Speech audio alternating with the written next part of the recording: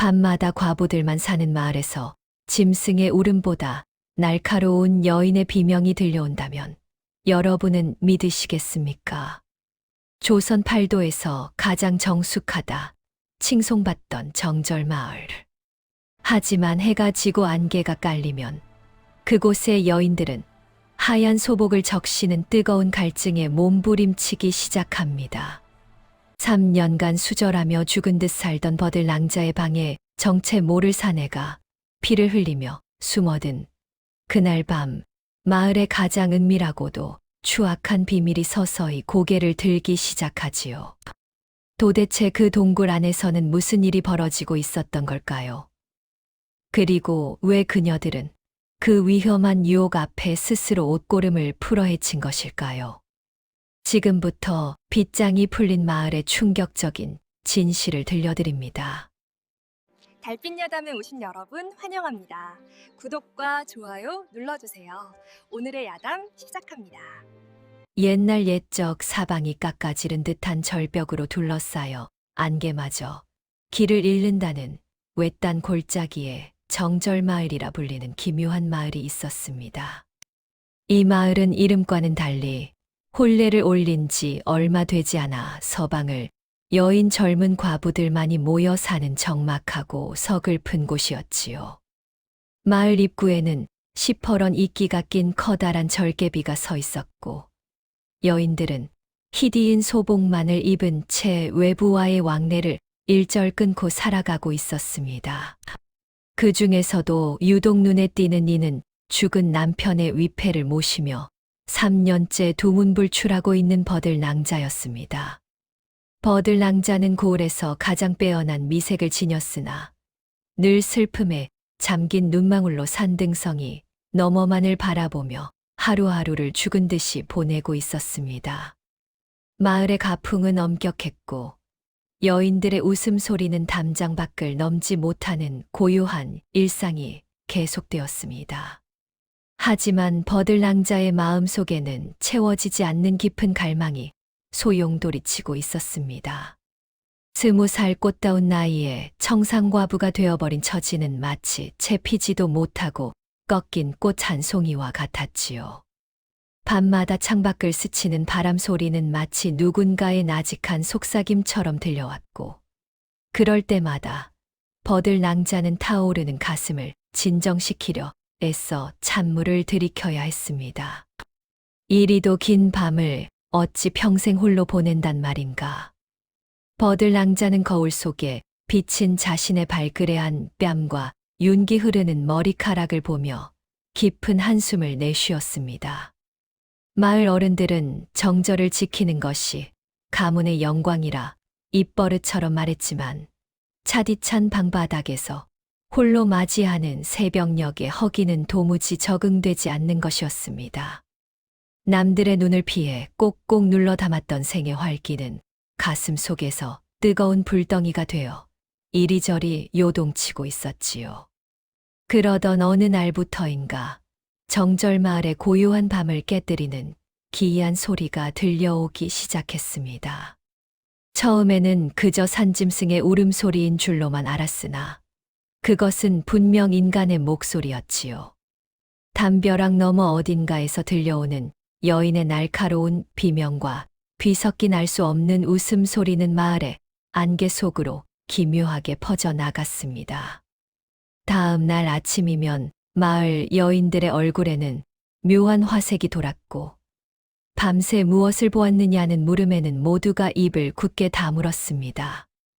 버들 낭자는 마을 가장자리에 위치한 점례 마님의 집 근처를 지나다 담장 아래 떨어져 있는 붉은색 비단 주머니 하나를 발견했습니다.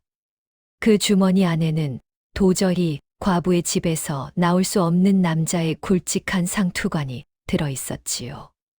버들 낭자의 가슴은 방망이질 치기 시작했습니다.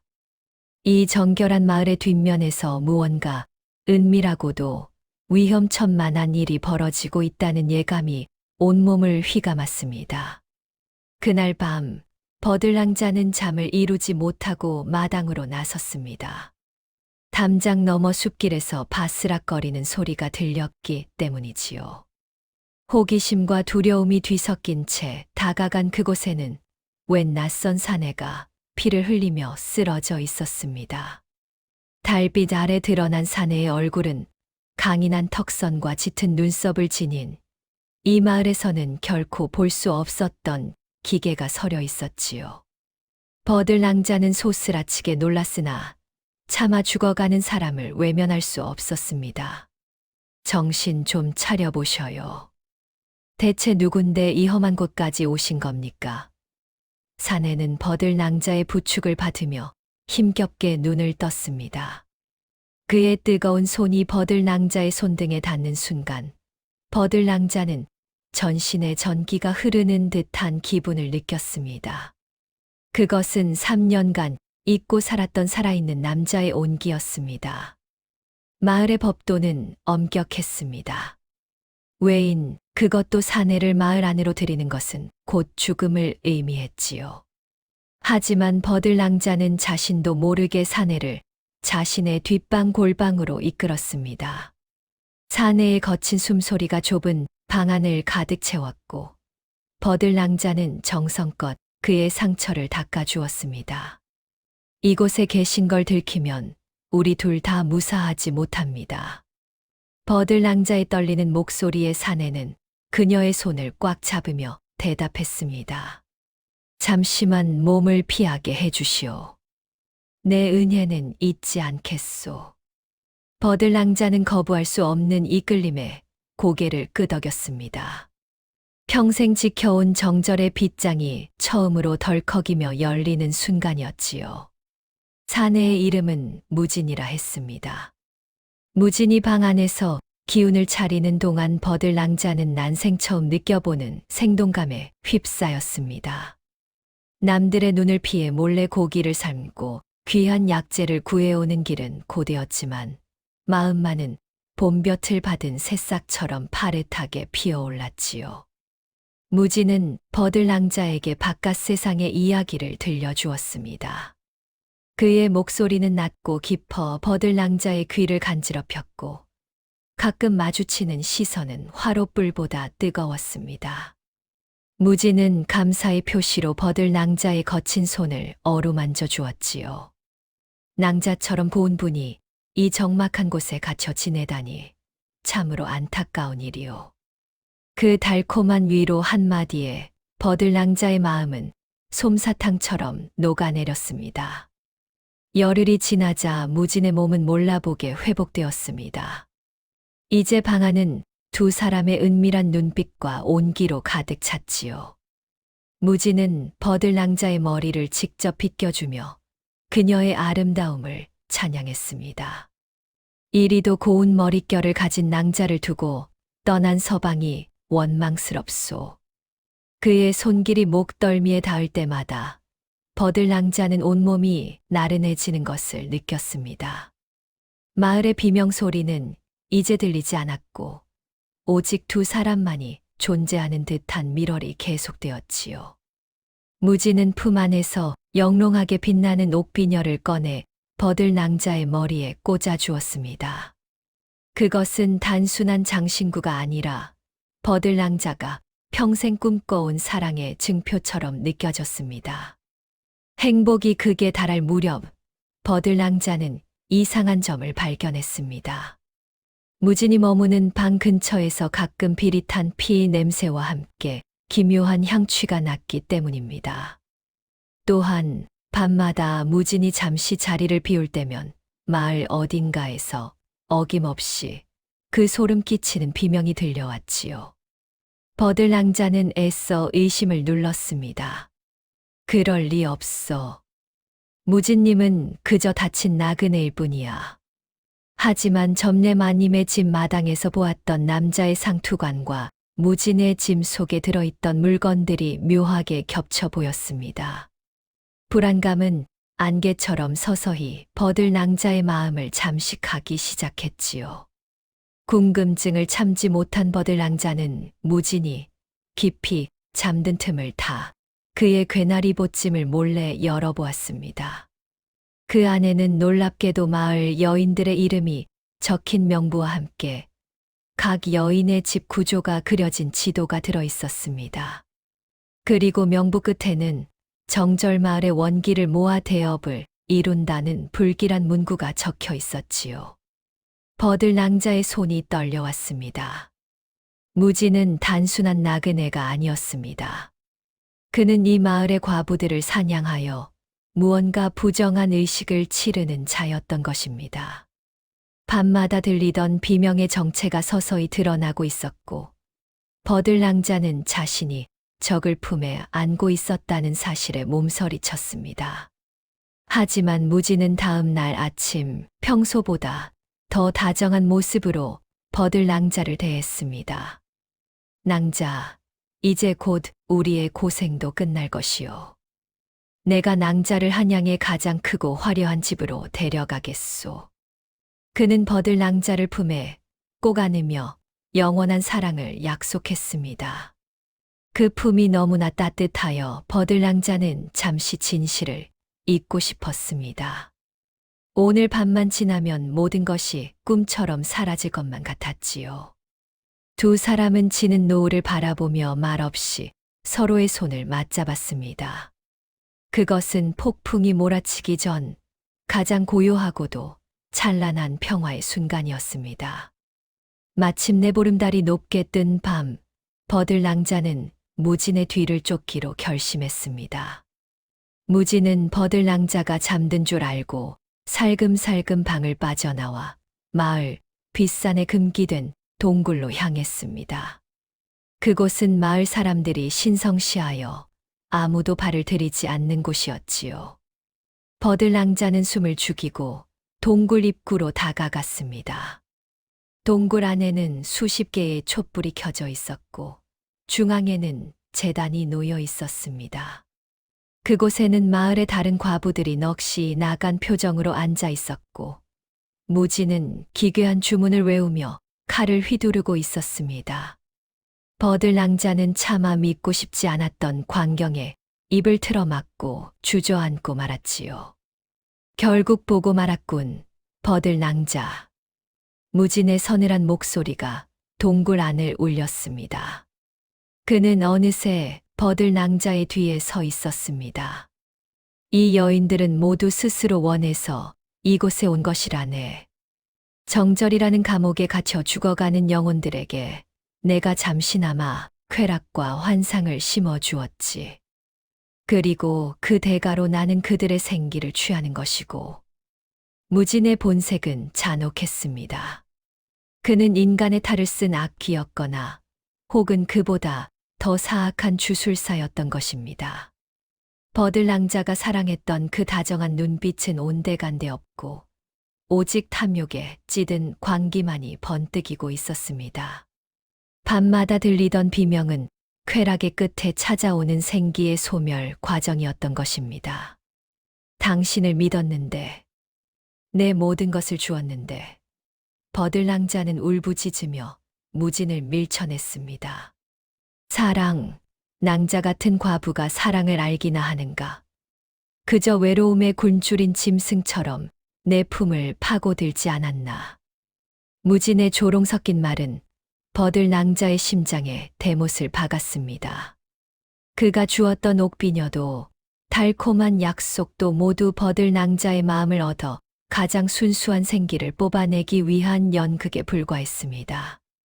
버들 낭자는 배신감에 온몸을 떨며 동굴 밖으로 도망쳤지만 이미 마을의 길목은 무진이 풀어놓은 기괴한 안개로 가득 차 있었습니다. 이때 동굴 어둠 속에서 또 다른 인물이 걸어 나왔습니다. 그는 바로 마을의 질서를 유지하던 가장 나이 많은 큰댁 할멈이었습니다. 버들 낭자, 왜 그리 서두르는가? 우리 마을의 전통을 이어가기 위해선 자네의 기운이 꼭 필요하네. 충격적이게도 큰댁 할멈은 무진과 한패였습니다. 마을의 정절을 강조하며 여인들을 억압했던 것은 사실 그들의 억눌린 욕망을 한꺼번에 터뜨려 더 큰 생기를 얻기 위한 거대한 덫이었던 것입니다. 큰댁 할멈의 눈은 욕망으로 번뜩였고 그녀의 손에는 버들낭자를 구속할 굵은 밧줄이 들려 있었습니다. 버들낭자는 필사적으로 산길을 달렸으나 발목을 휘감는 덩굴과 날카로운 돌부리가 그녀를 괴롭혔습니다. 뒤에서는 무진과 할멈의 웃음소리가 점점 가까워졌고 숲속 여기저기서 넋을 잃은 다른 여인들이 좀비처럼 다가와 버들낭자의 앞길을 막았습니다. 가지 마세요, 버들낭자. 여기 있으면 영원한 꿈을 꿀 수 있어요. 친구였던 점례마저 초점 없는 눈으로 버들낭자의 소매를 붙잡았습니다. 버들낭자는 절망했습니다. 이 마을 전체가 하나의 거대한 지옥이었고 누구도 믿을 수 없는 상황에 빠진 것이지요. 그때 산 너머에서 횃불 소리가 들리며 관과 사또의 군사들이 나타났습니다. 저기 사람이 있다. 어서 구하라. 버들낭자는 이제 살았다고 생각하며 그들을 향해 달려갔습니다. 하지만 군사들의 우두머리로 보이는 자가 무진에게 공손히 고개를 숙이는 것을 보고 버들낭자는 얼어붙고 말았습니다. 알고 보니 관가마저 이 부정한 주술에 가담하여 이익을 챙기고 있었던 것입니다. 구원의 손길이라 믿었던 횃불은 오히려 버들낭자를 가두기 위한 울타리가 되었습니다. 세상 어디에도 버들낭자가 숨을 곳은 없었습니다. 버들낭자는 벼랑 끝으로 몰렸습니다. 아래는 천길 낭떠러지였고 위는 무진과 타락한 자들이 포위하고 있었지요. 무진이 칼을 뽑아 들고 천천히 다가왔습니다. 이제 포기해라. 내 생기를 바치면 고통 없이 보내주마. 버들낭자는 품 안을 더듬었습니다. 그곳에는 무진이 준 옥비녀가 있었습니다. 그녀는 비녀를 꺼내 자신의 목에 겨누었습니다. 차라리 죽을지언정 내 놈들의 놀이개가 되지는 않겠다. 바람이 거세게 몰아치고 천둥 소리가 하늘을 울렸습니다. 버들낭자의 눈에는 비장한 결의가 서렸고 무진의 얼굴에는 당혹감이 스쳤습니다. 그 순간 버들낭자는 무진이 준 옥비녀의 끝부분이 묘하게 비어있음을 떠올렸습니다. 예전에 무진이 약을 제조할 때 비녀 속에 은밀한 가루를 넣는 것을 본 적이 있었지요. 그것은 무진이 주술을 부릴 때 사용하는 향료를 중화시키는 비방의 가루였습니다. 버들낭자는 비녀를 꺾어 그 안의 가루를 제단 근처의 화롯불에 던졌습니다. 그러자 시커먼 연기가 피어오르며 무진의 주술로 조종당하던 여인들과 군사들이 정신을 차리기 시작했습니다. 이게 무슨 일인가? 내가 왜 이곳에 있는 거지? 억눌렸던 여인들의 진짜 분노가 깨어나는 순간이었습니다. 정신을 차린 마을 여인들은 자신들을 기만한 무진과 큰데 칼멈을 향해 달려들었습니다. 수십 명의 여인이 뿜어내는 서슬퍼런 기세에 무진은 당황하여 칼을 휘둘렀으나 이미 주술의 힘을 잃은 그는 평범한 인간에 불과했습니다. 무진은 여인들에게 떠밀려 자신이 파놓은 함정인 구덩이 속으로 추락했고 큰데 칼멈 또한 마을 사람들의 손에 끌려 관가로 압송되었습니다. 타락한 사또 역시 분노한 민심에 밀려 파직당하고 말았지요. 버들낭자는 무너져 내리는 동굴을 뒤로하고 여인들과 함께 빛이 비치는 밖으로 걸어 나왔습니다. 그 후 정절마을의 입구를 막고 있던 절개비는 마을 사람들의 손에 의해 허물어졌습니다. 여인들은 더 이상 흰 소복에 갇혀 지내지 않았고 각자의 삶을 찾아 새로운 길을 떠나거나 마을을 활기찬 곳으로 바꾸어 나갔지요. 버들낭자는 마을의 빗장을 완전히 풀고 진정한 자유가 무엇인지 깨달았습니다. 옛말에 진심은 천심을 움직인다는 말이 있습니다. 비록 큰 시련을 겪었으나 끝내 스스로를 구원한 버들낭자의 용기는 많은 이들에게 귀감이 되었지요. 억압된 욕망보다 무서운 것은 진실을 외면하는 마음이라는 교훈을 우리에게 남겨줍니다. 다음 영상을 빠르게 만나보시려면 좋아요와 구독을 눌러주세요. 그럼 더 재미있는 영상으로 찾아뵙겠습니다. 모두 행복한 하루 보내세요.